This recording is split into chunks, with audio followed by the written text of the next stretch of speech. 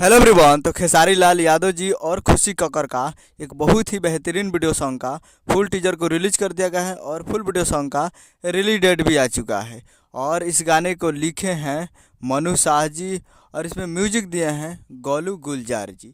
और इस गाने को गाए हैं खेसारी लाल यादव जी और खुशी कक्कर जी, जो कि आपको स्क्रीन के ऊपर दिखाई दे रहा है। जिस सॉन्ग का टाइटल रखा गया है सॉरी सॉरी सोना, जिसका टाइटल है सॉरी सॉरी सोना। और वीडियो में है खेसारी लाल यादव जी और डिम्पल सिंह जी, फीड में है डिम्पल सिंह जी। तो ये फुल टीजर आ चुका है और फुल टीजर में बहुत कुछ दिखाया गया है। आप एक बार जाकर सुनिए और प्यार दीजिए टीजर को, काफ़ी बेहतरीन टीजर है।